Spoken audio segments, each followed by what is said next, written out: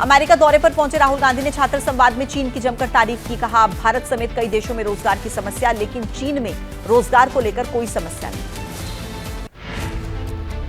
राहुल गांधी ने इशारों में मौजूदा सरकार पर हमला बोला। भारत में स्किल बहुत है, लेकिन उसकी कोई रिस्पेक्ट नहीं है। नेता प्रतिपक्ष ने कहा, जब तक स्किल का नहीं होगा आदर, तब तक विकास संभव नहीं। देश की शिक्षा व्यवस्था पर बोले राहुल गांधी, शिक्षा पर आइडियोलॉजी का हो गया है कब्जा। यूनिवर्सिटीज में आरएसएस की आइडियोलॉजी के वाइस चांसलर्स की हो रही है नियुक्ति। राहुल ने बीजेपी और आरएसएस पर बोला सीधा हमला। दोनों की सोच महिलाओं को एक दायरे के भीतर रखना, जबकि हमारी सोच है महिलाओं को पुरुषों से बराबरी दिलाना। राहुल गांधी ने बिना नाम लिए देश के उद्योगपतियों को फायदा पहुंचाने का भी आरोप लगा दिया। कहा कि किसानों को राहत देने की जगह पर 25 कारोबारियों को इसका फायदा मिल रहा है। टैक्स के पैसों से कुछ लोग अपनी जेब भर रहे हैं। राहुल ने कहा, संवाद के सभी रास्ते बंद कर दिए हैं। संसद में भी दबाई जाती है आवाज। मीडिया भी विपक्ष को नहीं दिखाता। कहीं पर भी लीगल सिस्टम में नहीं सुनी जाती विपक्ष की बात। राहुल गांधी ने जाति गणना की मांग को लेकर पूछे गए सवाल पर कहा कि देश में संस्थागत ढांचे पर कुछ खास लोगों का कब्जा है और इसीलिए कांग्रेस कर रही है जाति जनगणना की वकालत। भारत जोड़ो यात्रा पर किए गए सवाल को लेकर राहुल गांधी ने जवाब दिया। भारत जोड़ो यात्रा नहीं था कोई भी पॉलिटिकल एजेंडा। देश की जनभावना को सुनने और समझने का माध्यम बनी है यात्रा। भारत के दौरे पर दिल्ली पहुंचे अबू धाबी के क्राउन प्रिंस। आज प्रधानमंत्री मोदी और क्राउन प्रिंस के बीच द्विपक्षीय सहयोग के कई क्षेत्रों को लेकर अहम बातचीत हुई। क्राउन प्रिंस के साथ ही इजरायल हमास संघर्ष को लेकर भी हो सकती है बातचीत। दोनों देशों के बीच चल रहे युद्ध की वजह से मिडिल ईस्ट में तनाव का माहौल। क्राउन प्रिंस का राष्ट्रपति द्रौपदी मुर्मू से भी मुलाकात का कार्यक्रम। महात्मा गांधी को श्रद्धांजलि देने के लिए राजघाट भी जाएंगे। मंगलवार को व्यापार मंच में भाग लेने के लिए मुंबई जाने का है कार्यक्रम। गृह मंत्री अमित शाह का महाराष्ट्र दौरे का दूसरा दिन। देर रात महाराष्ट्र बीजेपी कोर कमेटी के साथ बैठक की। विधानसभा चुनाव की तैयारियों पर हुआ मंथन। मुंबई समाचार के 200 साल पूरे होने पर आयोजित कार्यक्रम में अमित शाह का बयान। अल्पसंख्यकों के अधिकारों को लेकर झगड़ा करने वाले पारसी समुदाय से सीखें, जो अधिकार की जगह पर कर्तव्यों को देते हैं तरजीह।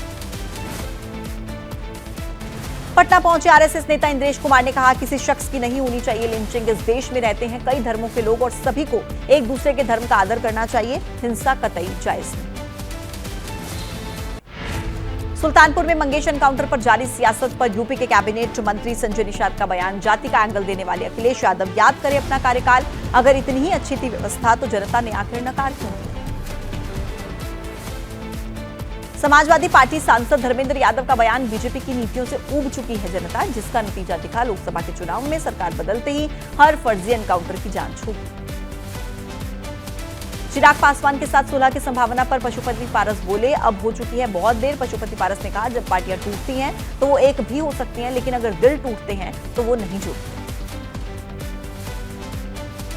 हरियाणा के करनाल पहुंचे केंद्रीय मंत्री मनोहर लाल ने पार्टी में नाराजगी को खारिज किया। कहा कि टिकट बंटवारे में कुछ लोग थोड़ी देर के लिए नाराज हो जाते हैं, लेकिन बाद में उन्हें मना लिया जाता है।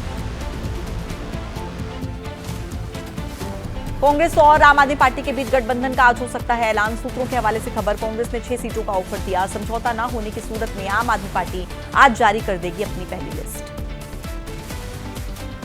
हरियाणा के लिए कांग्रेस ने 9 उम्मीदवारों की जारी कर दी है दूसरी लिस्ट। उचाना कला से बृजेंद्र सिंह को टिकट, तो शाम सीट से बीजेपी की श्रुति चौधरी को चुनौती देंगे चचेरे भाई अनिरुद्ध चौधरी।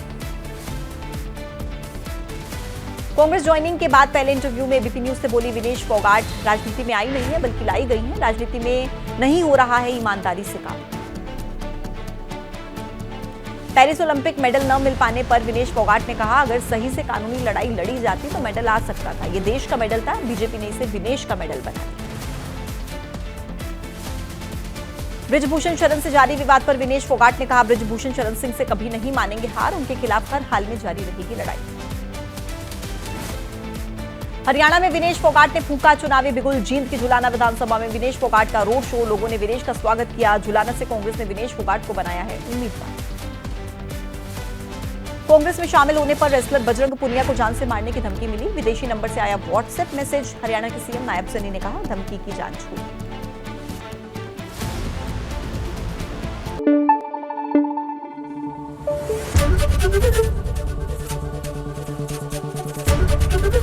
एबीपी न्यूज आपको रखे आगे।